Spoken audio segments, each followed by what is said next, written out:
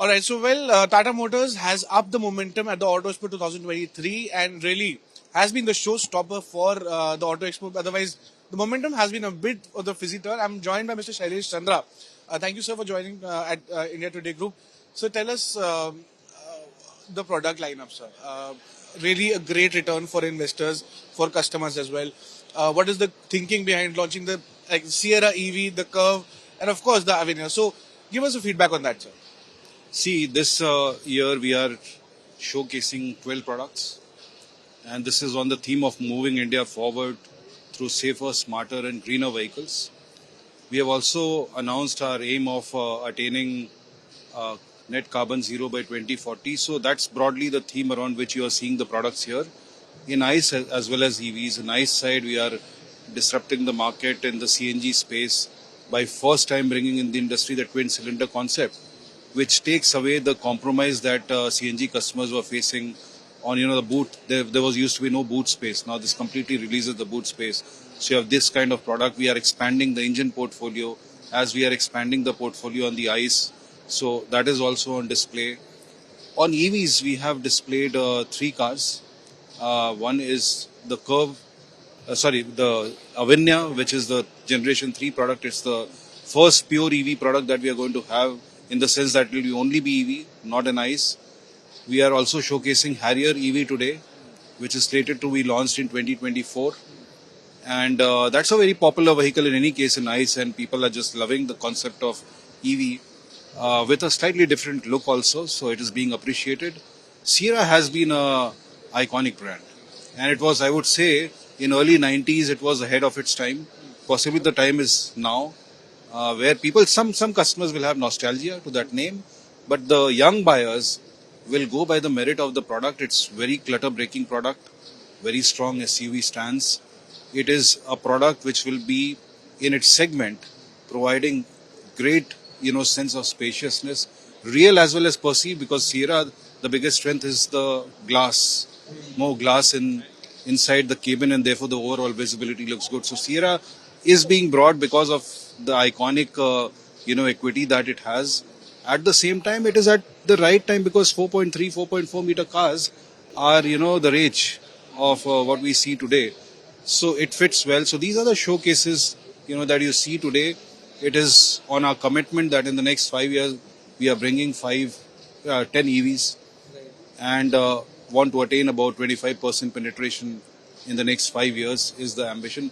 I missed one product, which is the Curve, which you see behind us. I should talk about it because this is something which we had displayed in April 2022 in its EV form.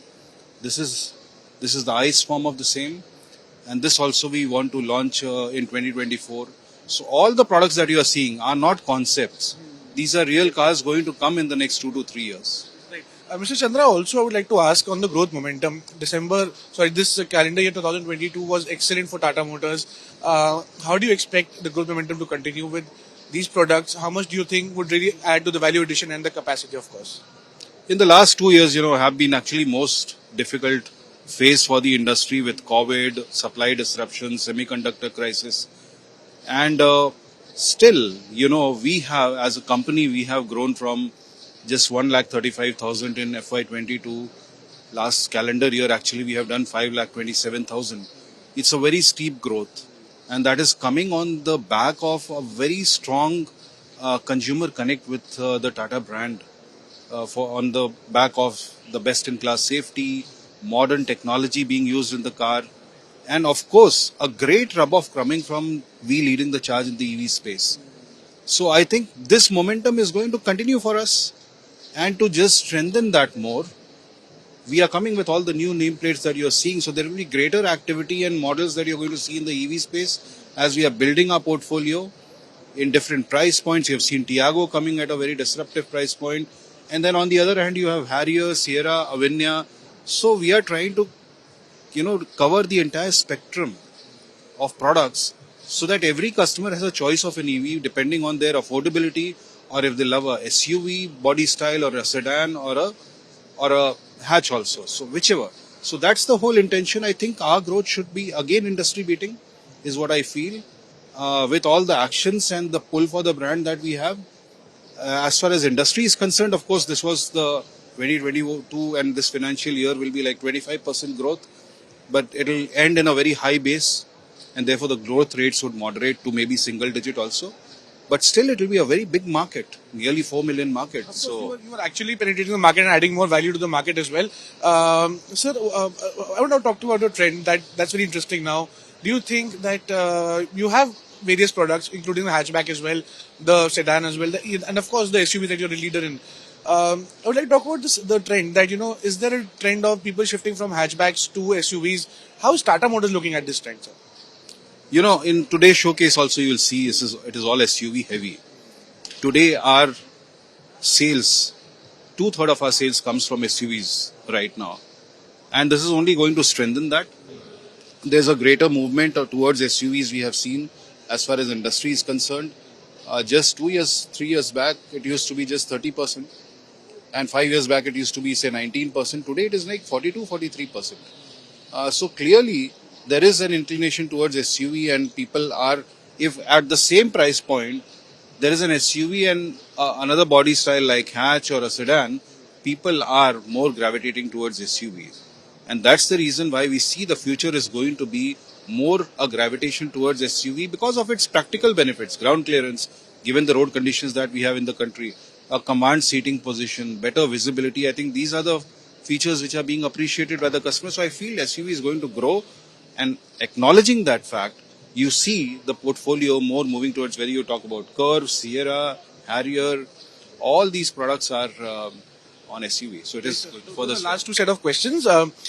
How do you think about the average base of consumers moving from a 5 lakh kind of a median to about 10 to 15 lakh? Your consumers are ready to shell out that money for having a bigger car, achieving that ambition.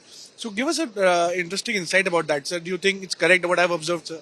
You're absolutely right. So median prices have shifted, as you rightly mentioned. From 5 years back, it was 5.5 lakh. It is now 9.5 lakh. It will gravitate towards more, and it is coming from two directions. One is that there's a huge, customer base of upgraders. So somebody 5 years back had bought a 5.5 lakh car is all moving to a 9.5, 10 lakh car. All these customers will in the next 5 years move to the next higher price point car. So this is one thing which is driving this phenomena. And the second one is that, see, earlier the first time buyers were the earlier generation customers, and they always felt that I will buy a car when I deserve to buy that car. They were very slightly apologetic about when they have earned the right to buy a higher car they would. It's a very different customer today. The new customer which is young, 60% plus customers are less than 35 years. They are very confident in their lives. They are buying their first car, which is a 10 lakh car. So even the first time buyers are very high for those kind of cars. It is not that they'll start with a 4 lakh car and then they will graduate. So a big base of upgraders and also more confident young buyers are making this, median prices go up. Absolutely. So the union budget is around the corner. What are your expectations? The government has, of course, supported the sector with a lot of PLI schemes, fame incentive scheme, but yes, there's way more to go as well. So what are your key recommendations, sir? No, I would say that, government has been extremely supportive and very clear in its vision, I would say. They had set a vision of electric vehicles to be 30% by 2030, and it is being backed by very supportive policy. FAME, you see, and then you have PLI for auto as well as for ACC, which is Advanced Chemistry Cells. And that is really helping many places. I mean, 3-4 years back, if you had asked how many OEMs are ready to get into electrification, possibly only Tata Motors. Today, the confidence is higher because of the support that the government and also a very clear direction and no confusion that electrification is what is going to get supported and this is the direction in which the country is going to grow. So I think government has done its bit. State governments have also come with very progressive EV policies. I think it is the time for ecosystem players, OEMs to respond to what government has done. And I would only say that one thing that government can always think of doing is that in four-wheelers especially, in other not on other categories, but in four-wheelers, the FAME subsidy is only given to the shared mobility. But shared mobility is only 6%, 7%.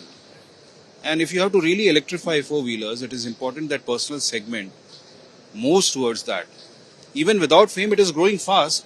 But just imagine that if FAME support was given, the electrification would move much faster. And it has been proven in the states like Maharashtra, Gujarat, that if you give that support, the demand automatically jumps and stabilizes at a certain level.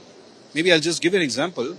Before the subsidy, we were selling about 100 vehicles in Maharashtra.